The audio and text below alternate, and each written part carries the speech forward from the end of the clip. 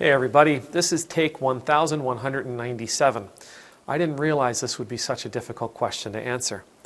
The other day in the comments, somebody asked me to share my thoughts on hell, to describe what I thought hell was.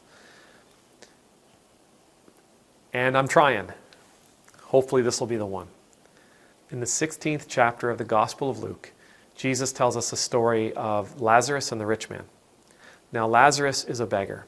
And he's hungry, and he's sick, and he's tired, and he's dying. It says he's got sores on his bodies that the dogs lick. Lazarus takes shelter. He lives, he sleeps in the gate of this rich man. And this rich man, he's very rich. He's got everything. He eats great meals, he throws feasts, he does all the things that a rich man would do. And he never ever helps Lazarus. Now one night, both men die. And it says Lazarus is carried up by angels to be at Abraham's side. And Jesus tells us the rich man, he goes to Hades.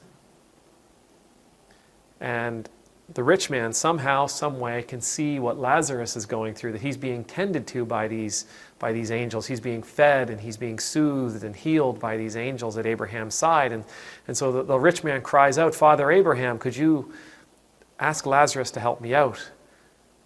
The torment here is horrible. If he would just put a drop of water on my tongue, that would soothe the agony of these flames and of this fire." Of course, Abraham says no. Now, what I'm going to say is going to sound like I don't agree with Jesus. I do. But I think what Jesus is offering us in this story is a metaphor that people can understand. Hell is a place of agony. Hell is a place of despair. Hell is a place of torment. But I don't necessarily believe that hell is a place of fire and brimstone. I don't think hell is a place of excessive heat. I don't think hell is a place where we are tortured and whipped and tormented by tiny little demons carrying tiny little pitchforks. Instead, I think hell is a place where we exist in the absence of God. It's a place where we exist where God is not. A place where we exist alone, solitary. So not only are we apart from the divine, we're also apart from the essence of the divine, which is love and relationship and community. A place without purpose, a place without reason. A place where we have no ability to connect with others. A place where we have no ability to connect with God. This is the source of the torment. This is the source of the despair. This is the source of the pain and the grief, the anguish. I also believe that hell is a place that we choose to go. In our theologies, we see hell as something that, some kind of punishment. That when you're bad, you go to hell. Right? It's like coal in your stocking at Christmas time when Santa comes by. Or a rotten potato. Or whatever else your culture throws in your stocking when you've been a bad boy or girl and Santa comes by. I don't see hell as a place where we are sentenced to. Where because of our behaviors here on earth or because of our lack of faith in a particular way, that we are sentenced to this place of turmoil and torture. But rather, hell is our choice. We choose. We choose to go there.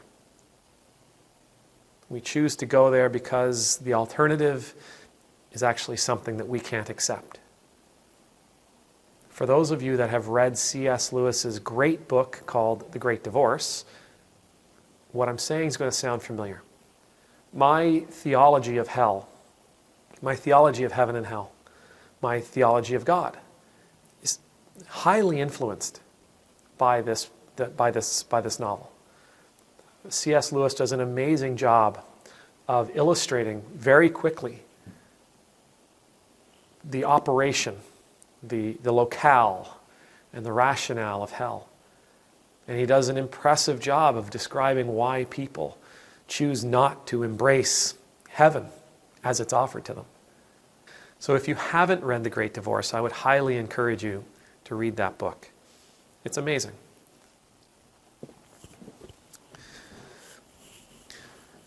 So that is my idea of hell. I don't know if I'm right. I don't know if I'm wrong. I hope I never find out. May the Lord bless you. May the Lord keep you. May the Lord's face be made to shine upon you and be gracious to you. May the Lord's countenance be lifted up to you, and may you always know the peace of being in the Lord's presence. And I pray, as the old Irish proverb goes, when your time comes, you'll be in heaven 3 days before the devil ever knows you're dead. Amen.